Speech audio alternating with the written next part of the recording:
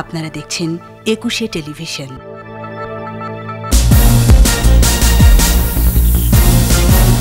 দিন দিন বাড়ছে করোনা আক্রান্তের সংখ্যা। 24 ঘন্টায় 7 জনের মৃত্যু, মোকাবেলায় প্রস্তুত আরও হাসপাতাল। জানাজায় জনসমাগম ঠেকাতে ব্যর্থতা, ব্রাহ্মণবাড়িয়ায় 3 পুলিশ কর্মকর্তা প্রত্যাহার, তদন্ত কমিটি গঠন। দেশজুড়ে বাড়ছে করোনা সংক্রমণ, ত্রাণ সহায়তা অব্যাহত, লুটকারীদের বিরুদ্ধে কঠোর প্রশাসন। সতর্ক করা সত্ত্বেও দূরত্ব বিধি মানছেন না অনেকেই, রাজধানীর অলিগলিতে অকারণ ঘোরাফেরা।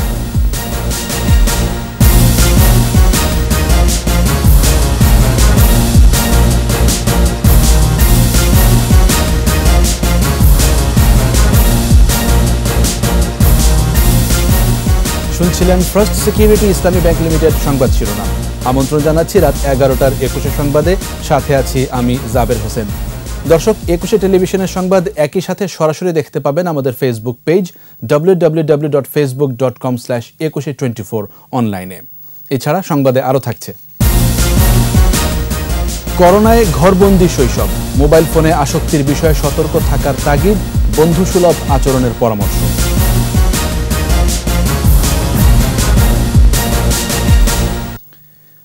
প্রতিদিনই করোনায় আক্রান্ত ও মৃতের তালিকা দীর্ঘ হচ্ছে। 24 ঘন্টায় করোনা আক্রান্তের সংখ্যা 312 এবং প্রাণহানি 7। আক্রান্তের সংখ্যা বেড়ে 2456 এবং মৃতের সংখ্যা দাঁড়িয়েছে 91 জনে। এ পর্যন্ত সুস্থ হয়েছেন 75 জন। আর করোনা মোকাবেলায় হাসপাতাল প্রস্তুত করার কাজ চলছে বলে জানিয়েছেন স্বাস্থ্যমন্ত্রী জাহিদ মালেক। বিস্তারিত স্মৃতি মণ্ডলের রিপোর্টে। সরকারি ও বেসরকারি অনলাইন ব্রিফিংয়ে এসে স্বাস্থ্যমন্ত্রী জানান, 24 ঘন্টায় 2634 জনের নমুনা পরীক্ষায় 312 জনের দেহে করোনার উপস্থিতি পাওয়া গেছে। আক্রান্তের সংখ্যা বেড়ে 2456, মারা গেছে আরও 7 জন, নতুন করে 9 জন সুস্থ হয়েছেন। করোনায় আক্রান্ত হয়েছে 312 এবং মোট আক্রান্ত হয়েছে 2456। আমরা দুঃখের সাথে বলি মৃত্যুবরণ করেছে 7 জন এবং মোট মৃত্যুবরণ করেছে 91 জন। আরোগ্য লাভ করেছে 9 জন এবং মোট আরোগ্য লাভ করেছে 75 জন। স্বাস্থ্য অধিদপ্তর জানায়, আক্রান্তের 66% পুরুষ ও 34% নারী। আক্রান্তের 44% ঢাকার বাসিন্দা, নারায়ণগঞ্জে 31% এবং বাকি 25% সারা দেশে। যারা মারা গেছেন তাদের মধ্যে 3 জন ঢাকা ও 2 জন নারায়ণগঞ্জের, 5 জন পুরুষ ও 2 জন নারী। প্রথমত লকডাউন কাজ করছে না সেইভাবে যেভাবে আমরা আশা করছি। দ্বিতীয়ত লোকজন আক্রান্ত এলাকা হতে ভালো এলাকায় যাচ্ছেন। প্রতিদিনের মতো সবাইকে স্বাস্থ্যবিধি মেনে চলার নির্দেশনা দেয় স্বাস্থ্য অধিদপ্তর। হোম কোয়ারেন্টাইনে গত 24 ঘন্টার মধ্যে আছে 3892 জন এবং এ পর্যন্ত 1,18,817 জন। প্রাতিষ্ঠানিক কোয়ারেন্টাইনে আছেন 479 জন 24 ঘন্টায় এবং এ পর্যন্ত 5,318 জন। স্মৃতি মণ্ডল, 21 টেলিভিশন, ঢাকা। লকডাউনের মধ্যেই খেলাফত মজলিসের নায়েবে আমির মাওলানা জুবায়েরের জানাজায় লোক সমাগম ঠেকাতে ব্যর্থ হওয়ায় ব্রাহ্মণবাড়িয়ার 3 পুলিশ কর্মকর্তাকে প্রত্যাহার করা হয়েছে। তদন্তে গঠন করা হয়েছে 3 সদস্যের কমিটি। এদিকে জানাজায় জনসমাগম ঝুঁকি বাড়িয়েছে বলে জানান স্বাস্থ্যমন্ত্রী জাহিদ মালেক। ব্রাহ্মণবাড়িয়া প্রতিনিধি মীর মোহাম্মদ শাহিনকে সঙ্গে নিয়ে বিস্তারিত জানাচ্ছেন দীপু সারওয়ার। লকডাউন উপেক্ষা করেই শনিবার সকালে দলে দলে মুসল্লিরা যোগ দেন খেলাফত মজলিসের সিনিয়র নায়েবে আমির মাওলানা জুবায়ের আহমেদ আনসারির নামাজে জানাজায়।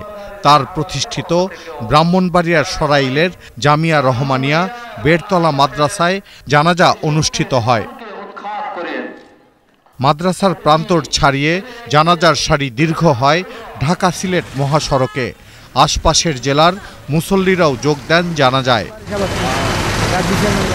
লকডাউন অবস্থায় বিপুল সংখ্যক মানুষের উপস্থিতি করোনার সংক্রমণ ঝুঁকি বাড়িয়েছে। গণমাধ্যম ও সামাজিক যোগাযোগ মাধ্যমে এ নিয়ে চলছে বিস্তর আলোচনা সমালোচনা।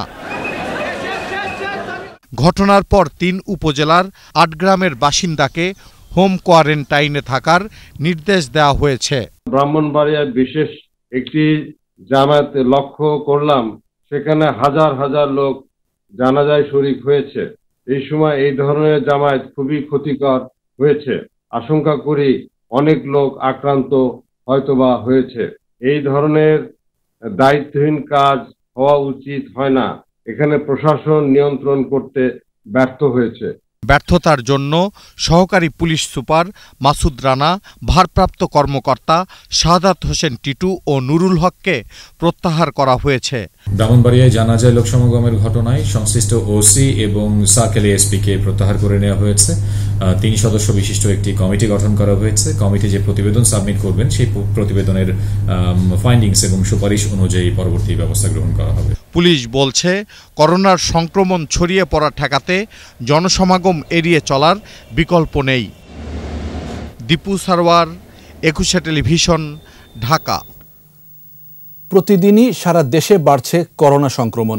উপসর্গ নিয়ে মৃত্যুর খবর আসছে বিভিন্ন স্থান থেকে। বাড়ছে লকডাউনের আওতা। প্রশাসনের নজরদারির পরও সামাজিক দূরত্ব মানা হচ্ছে না অনেক এলাকায়। প্রতিনিধিদের সহায়তায় আরও জানাচ্ছেন মাসুম আলিসা। করোনা উপসর্গ নিয়ে বরিশাল শেরেবাংলা মেডিকেল কলেজ হাসপাতালে 10 ঘন্টার ব্যবধানে 2 জনের মৃত্যু হয়েছে। 2 জনই করোনা ওয়ার্ডের আইসোলেশনে চিকিৎসাধীন ছিলেন। একজনের বাড়ি পিরোজপুরের মঠবাড়িয়ায়, আরেকজন বরিশাল মেহেন্দিগঞ্জের। খাগড়াছড়িতে হোম কোয়ারেন্টাইনে থাকা যুবকের মৃত্যু হয়েছে। ঢাকায় গার্মেন্টস কারখানায় কাজ করত সে। গত শনিবার ঢাকা থেকে সহকর্মীদের সাথে খাগড়াছড়িতে আসে। এরই মধ্যে নমুনা সংগ্রহ করে আইইডিসিআরে পাঠানো হয়েছে। যশোরের বেনাপুলে সর্দি জ্বরে আক্রান্ত 2 বোনের একজন মারা গেছে। শুক্রবার রাতে হাসপাতালে নেয়ার পথেই মারা যায় সে।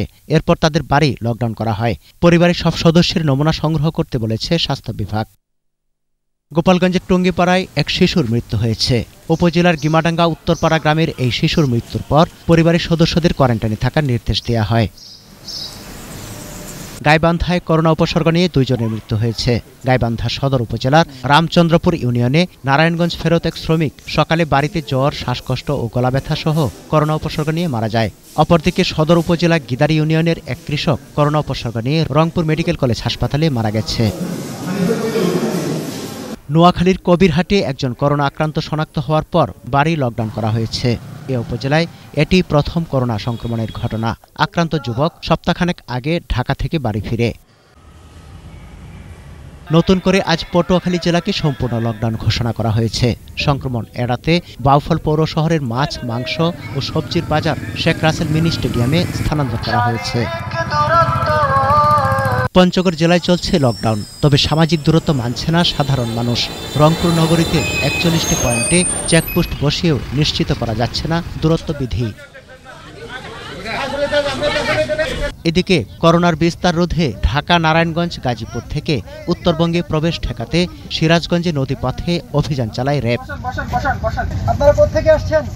অপ্রয়োজনে বাইরে বের হওয়ায় বিভিন্ন স্থানে বেশ কয়েকজনকে জরিমানা করেছে ভ্রাম্যমাণ আদালত। সমর ইসলাম, একুশে টেলিভিশন। দর্শক, আমাদের প্রতিনিধিদের সহায়তায় রিপোর্টটি করেছেন সমর ইসলাম।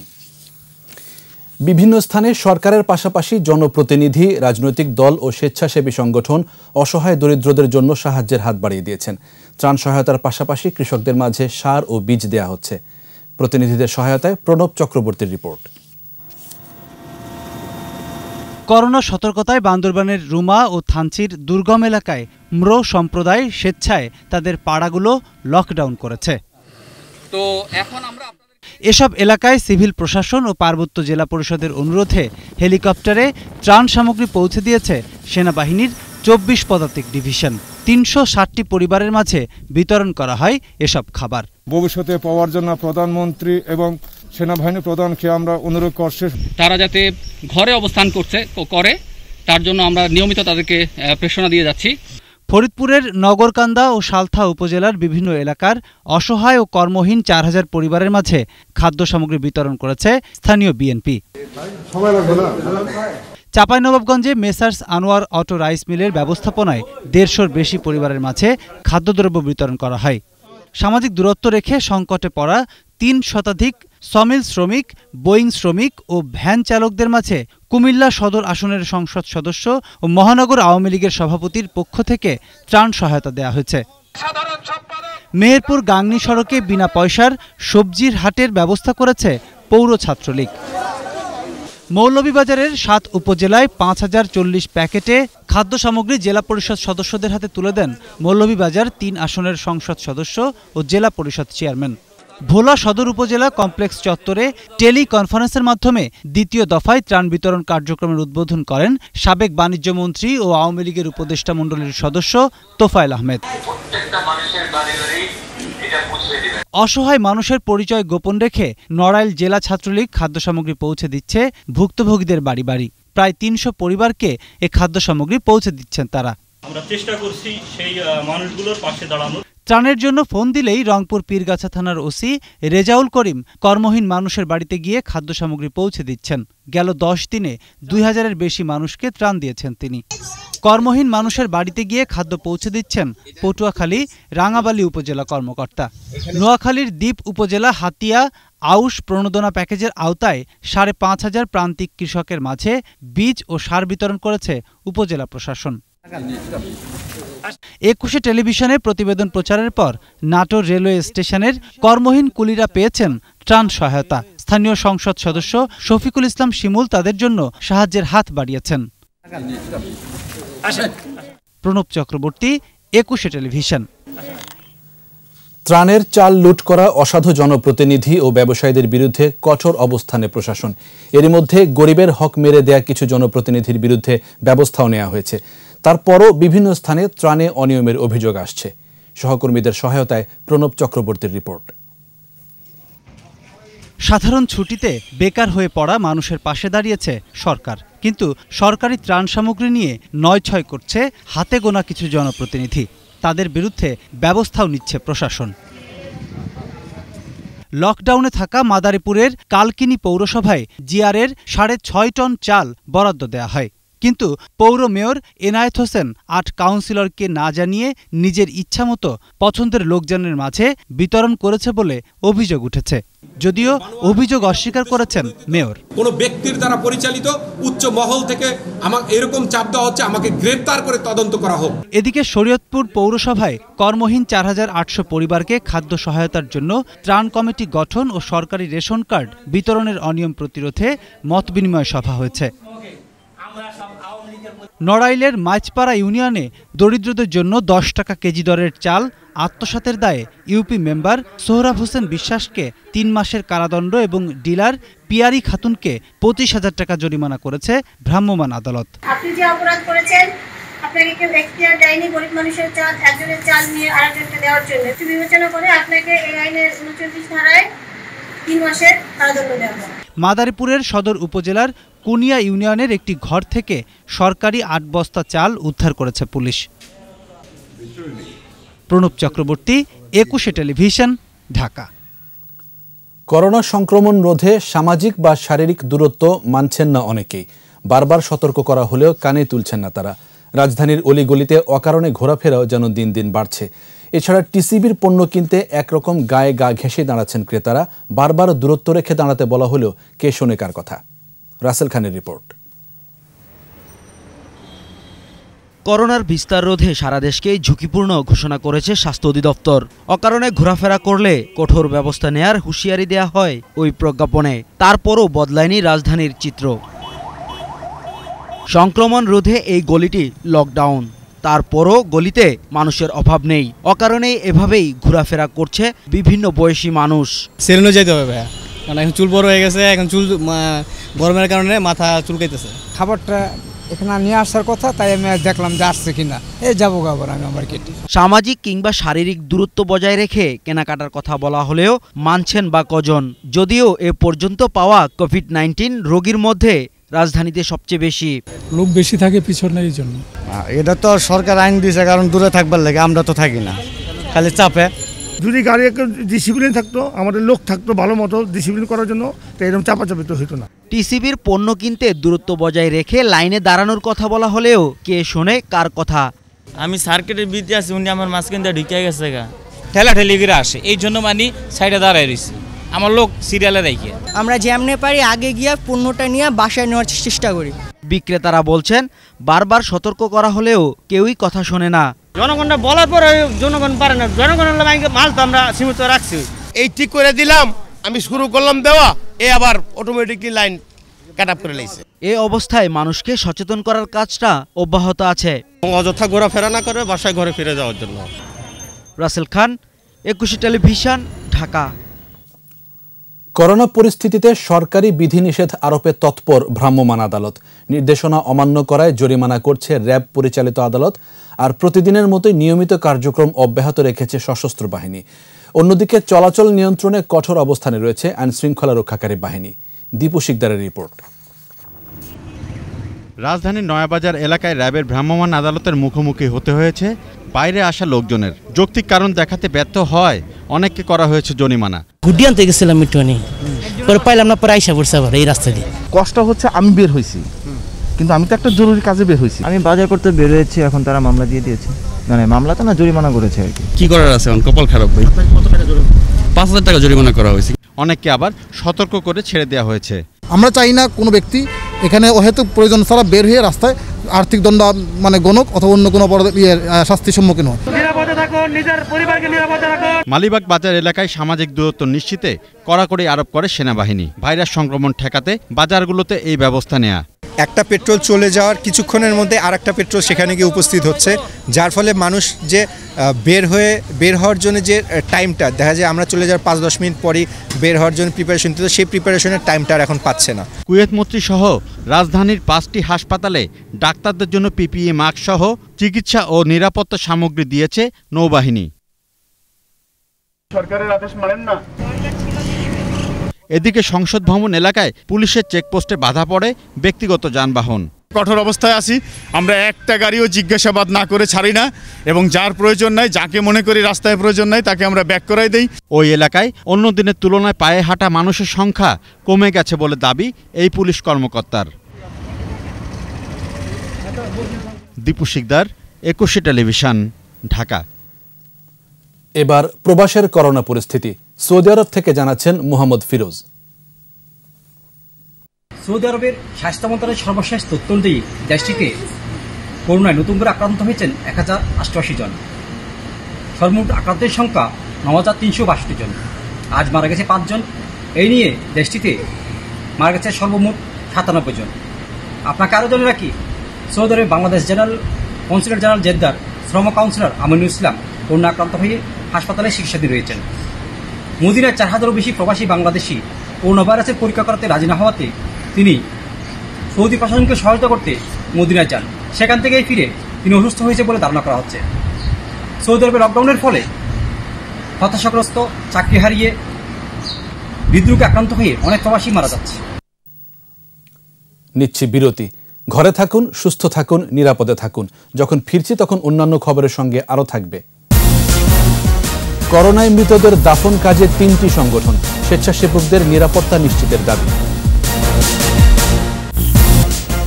আবার আমন্ত্রণ রাত 11টার 21 সংবাদে। বিশ্ব মহামারী করোনায় ঘরবন্দি শৈশব। স্কুল নেই, বিনোদন কেন্দ্রগুলোও খোলা নেই। এক কথায় ঘর থেকে বের হওয়া মানা। তাই দুরন্ত ছোটাছুটির মন এখন 4 দেয়ালে বন্দি। বিশেষজ্ঞরা বলছেন, করোনাকালে শিশুদের চিন্তার ও আচরণগত বিকাশ ঠিক রাখতে অভিভাবকদের সচেতন হতে হবে। ঘরোয়া খেলাধুলা, গল্প বলার পাশাপাশি শিশুরা খুশি হয় এমন মাধ্যম খুঁজে নিতে হবে। এ সময় যাতে মোবাইল ফোনে আসক্তি তৈরি না হয় সে বিষয়ে নজর রাখার পরামর্শ তাদের। স্মৃতিমণ্ডলের 2 পর্বের ধারাবাহিকের প্রথম পর্ব দেখুন। দুষ্টু হাসিতে খেলাধুলায় একটু অবসর নেই ছোট্ট অহনের। এক সময় মায়ের সাথে অফিস যেত, আর এখন দিনরাত কাটছে বাসার ভেতর। 2.5 বছরের অতল আনন্দের নেই সীমা। কার্টুন দেখা, খেলাধুলায় কাটছে সময়।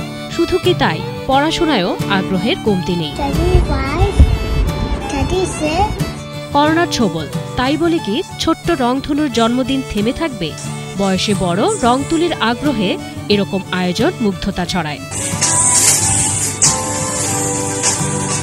স্পর্শের স্কুল বন্ধ, বাইরে বের হওয়ারও উপায় নেই। তাই এখন তার খেলার সাথী ছোট ভাই স্বচ্ছ। তাই ঘরেই তাদের ক্রিকেট খেলা, ঘরেই ছোটাছুটি। যতই কষ্ট হোক তারপরও আমরা বাসায় থাকবো। গল্প ছড়ায় দিন কাটছে রূপাঞ্জনা, দীপাঞ্জনার। দিদির কোলে উঠবো বলে কাটছিলাম, একটু আগে হঠাৎ এসে পড়া। আমি অনেক খুশি হলাম। কোভিড-19 কি? ছোট্ট করোনা ভাইরাস কেড়ে নিচ্ছে প্রাণ। এ খবরে তাদের খুব একটা আগ্রহ নেই। শিশুদের জগৎটা এমনই হয়।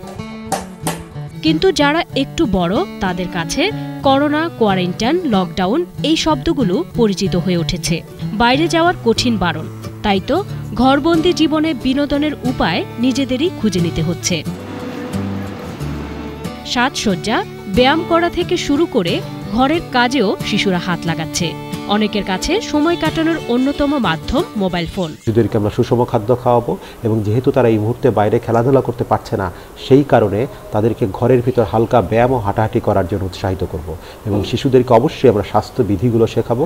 বিনোদনের মাধ্যম হিসেবে ঘরোয়া খেলা, বই পড়া, পারিবারিক সিনেমা দেখার পরামর্শ বিশেষজ্ঞদের। শিশুরা যাতে মোবাইল ফোনে আসক্ত না হয়ে পড়ে সেদিকে অভিভাবকদের নজর দিতে হবে। ঘরের ভেতরে থেকেই বিভিন্ন যোগাযোগ মাধ্যমের ভেতরে তারা তাদের বন্ধুদের সাথে, স্বজনদের সাথে সাক্ষাৎ করবেন, কিন্তু তার সাথে এটিও খেয়াল রাখতে হবে এই যোগাযোগ মাধ্যমগুলো ব্যবহার করার সময় শিশুরা যেন ইন্টারনেটের প্রতি আসক্ত হয়ে না পড়ে। কোভিড-19 বিরুদ্ধে লড়াইয়ের মূল অস্ত্র সচেতনতা। কঠিন এ সময়টাতে শিশু মন থেকে আতঙ্ক সরানোরও পরামর্শ বিশেষজ্ঞদের। স্মৃতি মণ্ডল, একুশে টেলিভিশন, ঢাকা। করোনায় কর্মহীন সাধারণ মানুষ ও অসচ্ছল পরিবারগুলোর সাহায্যে খাদ্য সহায়তা দিচ্ছে বিভিন্ন সংগঠন। জনপ্রতিনিধিরাও খাবার পৌঁছে দিচ্ছেন জনগণের দরজায়। আসন্ন রমজানে ব্যক্তি উদ্যোগে দিনের বেলা জনসমাগম এড়াতে রাতে বাড়ি বাড়ি গিয়েও খাদ্যপণ্য পৌঁছে দেওয়ার কথা জানান তারা। মাহমুদ হাসানের রিপোর্ট। করোনা সতর্কতায় সরকারি ছুটিতে থেমে গেছে কর্মহীন শ্রমজীবী মানুষের আয়ের চাকা। এইসব শ্রমজীবী ও মধ্যবিত্ত পরিবারের পাশে দাঁড়িয়েছে বিভিন্ন সংগঠন, আছেন জনপ্রতিনিধিরাও। রাজধানীর লালবাগ এলাকায় ভাসমান সাধারণ মানুষের পাশাপাশি রাতে বাসায় বাসায় গিয়ে খাদ্য সামগ্রী পৌঁছে দিচ্ছেন জনপ্রতিনিধিরা। যতদিন পর্যন্ত আমরা এই করোনা ভাইরাস থেকে মুক্তি না পাবো ততদিন পর্যন্ত আমি জনসেবক হিসেবে আমার ওয়ার্ডের সবার পাশে থাকবো। সেগুনবাগিচা এলাকায় প্রায় 800 পরিবারের হাতে প্রধানমন্ত্রীর উপহার হিসেবে নিত্যপণ্য পৌঁছে দেওয়ার প্রস্তুতি জনপ্রতিনিধিদের। আমরা কিন্তু এখন ভোটার দেখছি না, আমরা দেখছি মানুষ। তো সেই উদ্দেশ্যকে আমরা এখন যারা আমার এলাকার ভোটার না, আমরা সেই সমস্ত লোকদেরকেও ত্রাণ দিচ্ছি। ব্যক্তি উদ্যোগে রাজনৈতিক সংগঠনের নেতারা রাতের আধারে নিম্ন মধ্যবিত্ত এবং মধ্যবিত্তদের বাড়িতে পৌঁছে দিচ্ছেন নিত্যপণ্য সহায়তা। 2 থেকে 3 রোজার মধ্যে প্রতিটা ঘরে ঘরে আমরা ফুড দিব এবং আমরা যেভাবে দিব তাতে 15 দিন পর্যন্ত 2 জন বা 3 জন ব্যক্তি খেতে পারবে। করোনা সংক্রমণ রোধে বাসায় থাকার আহ্বান জানিয়ে নিত্যপণ্য পৌঁছে দেওয়ার অঙ্গীকার রাজধানীর জনপ্রতিনিধিদের। মাহমুদ হাসান, একুশে টেলিভিশন, ঢাকা। বিপদে মানুষই মানুষের পাশে দাঁড়ায়। ঝড়, জলোচ্ছ্বাস, বন্যা, দুর্ভিক্ষ, মহামারীতে মানুষই মানুষের হাত ধরেছে। তবে করোনায় মৃতদের জানাজা দূরের কথা, দাফনেও প্রিয়জন প্রতিবেশীরা পাশে থাকছেন না। এমন পরিপ্রেক্ষিতে রাজধানীর 3টি সংগঠন এগিয়ে এসেছে মৃতদের দাফনে। শুরুতে আল মারকাজুল ইসলামী যুক্ত হয়, পরে কোয়ান্টাম ও রহমতে আলম সংগঠন কাজ শুরু করে। আরও জানাচ্ছেন মোহাম্মদ নুরুন্নবী। এ কেমন মৃত্যু! পাশে নেই প্রিয় স্বজনরা, মরদেহের কাছেই আসছে না স্বজন প্রতিবেশীদের কেউই। এরকম দৃশ্য কেউ কি কখনো কল্পনায়ও এনেছিল? করোনা আক্রান্ত হওয়া সন্তানরা মাকে ফেলে রেখে চলে যাচ্ছেন। বাবার মৃত্যুর পর শেষ যাত্রায় নেই সন্তান, নেই প্রতিবেশীদের কেউই। এই চিত্রের উল্টা দিকও আছে। সব গল্পেই অমানবিক নয়, আছে মানবিক অনেক উদ্যোগ। ভাইরাস সংক্রমণের শঙ্কা থাকলেও দাফন কাজে এগিয়ে আসছেন অনেকেই। এগিয়ে এসেছে আল মারকাজুল ইসলামী, কোয়ান্টাম ও রহমতে আলম নামে 3টি সংগঠন। প্রাতিষ্ঠানিক হিসাবে আমরা কাজ করছি, কোয়ান্টাম আর রহমতে আলম যোগ হচ্ছেন। পানিতে গোসলের পরিবর্তে তায়াম্মুম, সাদা কাপড়ের পরিবর্তে বিশেষভাবে তৈরি ভ্যাকুয়াম প্লাস্টিকের ডেড বডি ব্যাগে করা হচ্ছে দাফন। কজনই মিলে জানাজা নামাজও পড়ছেন নিয়ম মেনেই। তারপর কবরে অন্তিম শয়ান। দাফনের আগে ও পরে নিয়ম করেই ছিটানো হয় জীবাণুনাশক, পোড়ানো হয় নিরাপত্তা সরঞ্জামও।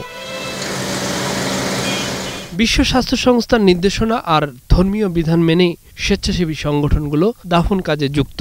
তারা বলছেন, বাস্তবতার বিবেচনায় এই কাজের প্রতি সবার আস্থা থাকা উচিত। আমাদেরও তো মন, আমরা মানুষ, তো আমাদের মন ভুলে যায়, আমাদের খারাপ লাগে। এমন হয়ে যায় যে কর্মীরা নিজেরাও কেড়ে ফেলে, যে তার লাশটাকে বা তার আপন জনকে তার বাবা বা তার ভাই বা তার বোনের মতো অ্যাকসেপ্ট করে নিছে, এমন একজন কর্মী সেই লাশটাকে তারা পুরো হ্যান্ডেলিং করছে। স্বেচ্ছাসেবক যারাই সামনের দিনগুলোতে এই কাজে যুক্ত হবেন প্রত্যেকের নিরাপত্তা আগে নিশ্চিত হতে হবে বলছেন সংশ্লিষ্টরা। সেফটি আগে নিয়ে তারপরে আপনি একজন। মোহাম্মদ নুরুন নবী, 21 টেলিভিশন, ঢাকা।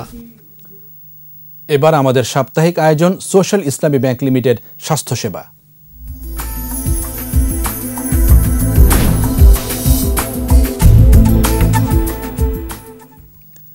দিনাজপুর বিরামপুর উপজেলা স্বাস্থ্য কমপ্লেক্সে প্রথমবারের মতো করোনা ভাইরাসের নমুনা সংগ্রহ শুরু হয়েছে। স্বাস্থ্য কমপ্লেক্স চত্বরের পশ্চিম পাশে স্থাপিত বুথ থেকে নমুনা সংগ্রহ কার্যক্রম শুরু হয়। 6 feet by 6 feet airtight booth, সামনে কাঁচের কাউন্টার, সেখানে দুটো গ্লাভস লাগানো রয়েছে, সামনে একটি টুলে উপসর্গ থাকা ব্যক্তির বসার ব্যবস্থা। নমুনা সংগ্রহকারী গ্লাভসের ভেতরে হাত ঢুকিয়ে উপসর্গ থাকা ব্যক্তির নাক ও গলা থেকে নমুনা সংগ্রহ করছেন। এর ফলে পিপিইর অপচয় রোধ হবে, তেমনি নমুনা সংগ্রহের সংখ্যা বাড়বে বলে আশা কর্তৃপক্ষের।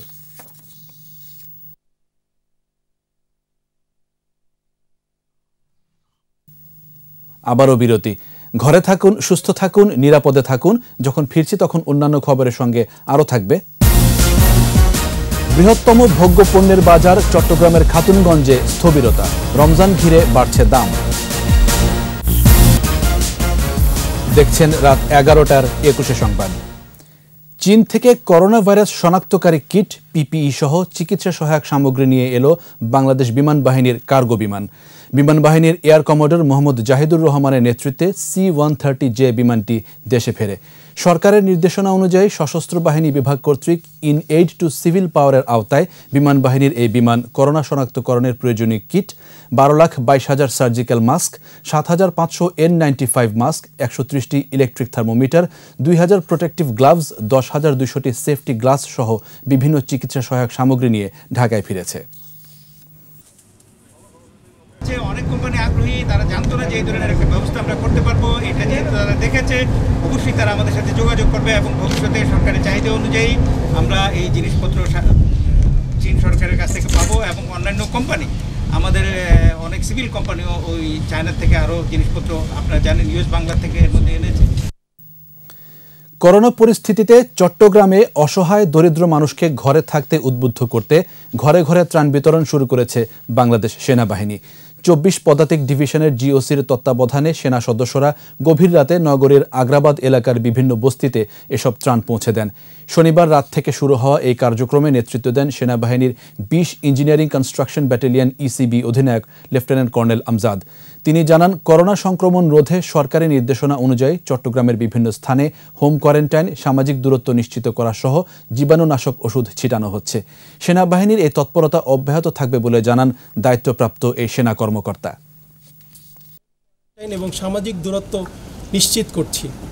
এর পাশাপাশি আমরা জীবাণুনাশক ছিটানোর কার্যক্রম বিভিন্ন গুরুত্বপূর্ণ স্থানে চট্টগ্রাম শহরে এটা নিয়মিত পরিচালনা করছি। এছাড়াও আমরা আজকে থেকে বিভিন্ন নিম্ন মধ্যবিত্ত দুস্থ মানুষের মধ্যে ঘরে ঘরে খাবার পৌঁছে দেওয়ার ব্যবস্থা করছি। সোশ্যাল ইসলামী ব্যাংক লিমিটেড বাণিজ্য সংবাদ।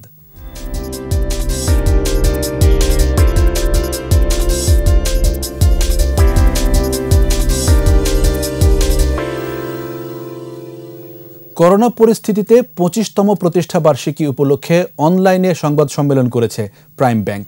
এ সময় ব্যাংকের চেয়ারম্যান আজম জে চৌধুরী বলেন, স্বচ্ছতা ও জবাবদিহিতার কারণে প্রাইম ব্যাংক অনন্য স্থান অর্জন করেছে। নতুন উদ্যোক্তা তৈরির মাধ্যমে দেশের অর্থনৈতিক অগ্রগতিতে ব্যাংকটি অবদান রাখতে চায় বলে জানান তিনি।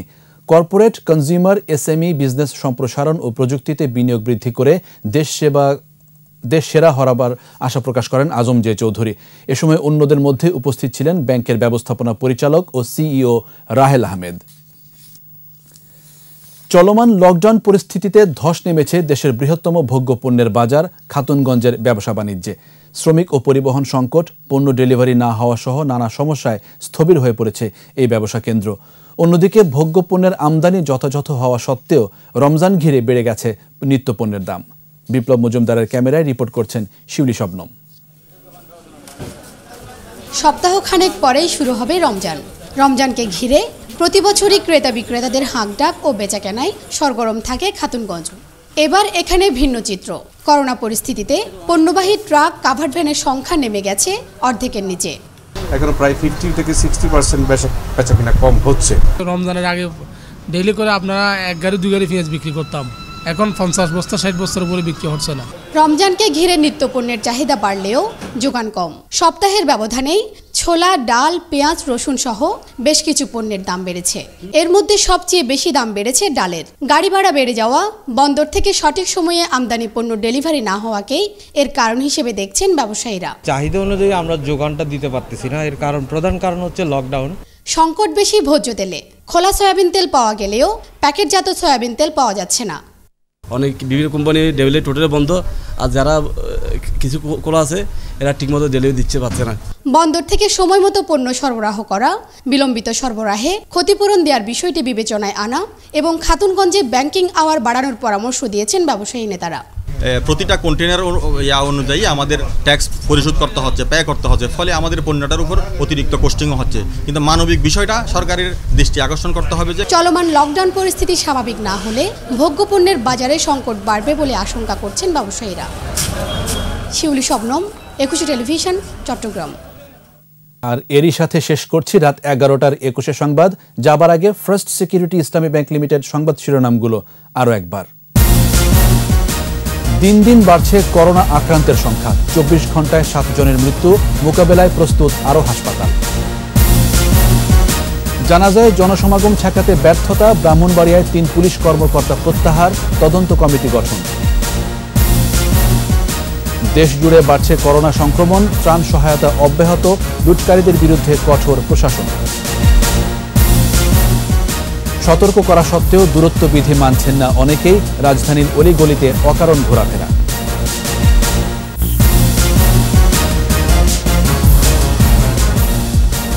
21 টেলিভিশনের সর্বশেষ খবর জানতে ডায়াল করুন 2021 নম্বরে আর ভিজিট করুন 21-tv.com এই ওয়েবসাইট।